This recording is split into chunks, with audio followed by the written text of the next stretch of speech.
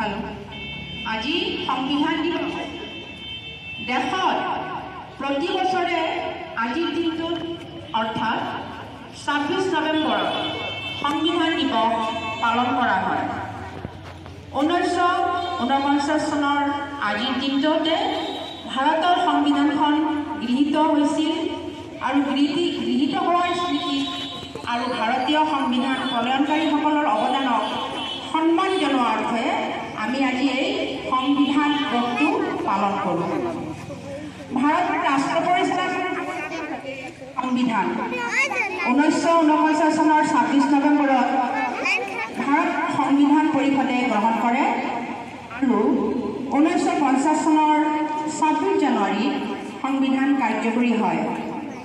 সংবিধান প্ৰণয়ন কোন আছিল ডক্টৰ ভীমৰাও ৰামজী আম্বেদকাৰ তেখেতৰ নেতৃত্বত সংবিধানখনৰ পৰিষদ 2 বছৰ 11 মাহ 18 দিন এইখন সংবিধান সম্পূৰ্ণ কৰোঁতে সময় লাগিছিল কিমান সময় লাগিছিল 2 বছৰ 11 মাহ 18 দিন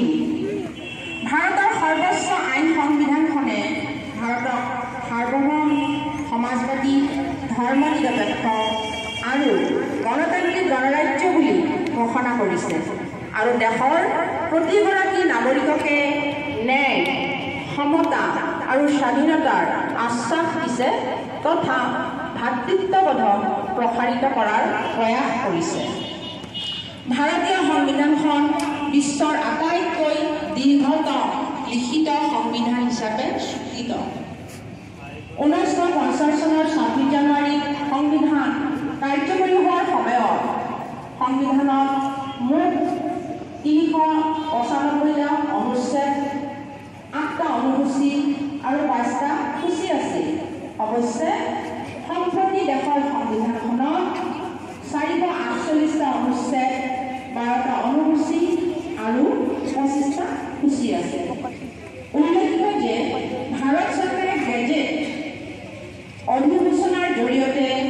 2015 চনৰ 19 নৱেম্বৰত 26 নৱেম্বৰ দিনটো দেশত সংবিধান দিৱস হিচাপে ঘোষণা কৰে ইয়াৰ পাছৰে পৰা প্ৰতি বছৰে ভাৰতত সংবিধান দিৱস সাধাৰণ অৰ্থত সংবিধান দিৱস হৈছে গণতান্ত্ৰিক মূল্যবোধৰ উপাদান অৰ্থাৎ ভাৰতীয় সংবিধানত সন্নিৱিষ্ট গণতান্ত্ৰিক নীতিসমূহৰ উদযাপনেই হৈছে সংবিধান দিৱসৰ মহত্ব সংবিধান দিৱসে ভাৰতীয় সংবিধানে প্ৰদান কৰা ন্যায় স্বাধীনতা সমতা আৰু ভাতৃত্ববোধৰ আদৰ্শ জনমানসলৈ গ্ৰহণ কৰিছে ভাৰতীয় সংবিধানৰ ভিত্তিতে দেশত গঢ় লৈ উঠিছে আইনৰ শাসন ধাৰণা তাৰ সমান্তৰালকৈ সংবিধানে প্ৰদান কৰিছে প্ৰতিগৰাকী নাগৰিককে সমতা স্বাধীনতা ন্যায়ৰ অধিকাৰ নাগৰিকৰ এই অধিকাৰ সুৰক্ষিত কৰি দেশত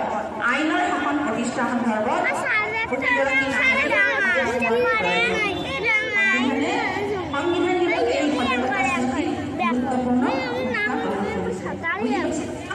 সংবিধানৰ বিষয়ে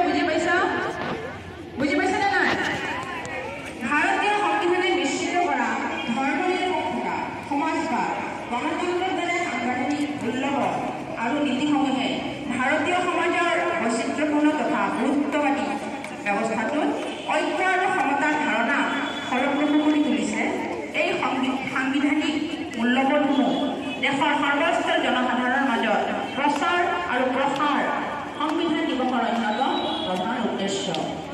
ভাৰতীয় সংবিধানে ভাৰতবৰ্ষক এখন কল্যাণকামী গণতান্ত্ৰিক ৰাষ্ট্ৰ হিচাপে প্ৰতিফলিত কৰিছে এখন গণতান্ত্ৰিক ৰাষ্ট্ৰত নাগৰিকই হৈছে সৰ্বস্ব গতিকে দেশৰ সমাজ ৰাজনৈতিক চৰিত্ৰ সম্পৰ্কে নাগৰিকৰ মৌলিক জ্ঞান নিতান্তই প্ৰয়োজনীয়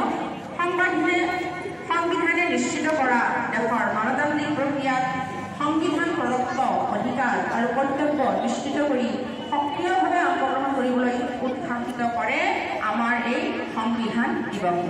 গতিকে মৰমৰ ছাত্ৰ ছাত্ৰীসকল তোমালোকে এই বিষয়ে ছাৰ বাইদেউসকলৰ পৰা আৰু বহুত জ্ঞান আহৰণ কৰিবা আৰু নিজকে প্ৰস্তুত কৰিব তুলিবা যে আমাৰ কিয় সংবিধান প্ৰয়োজন। Thank U.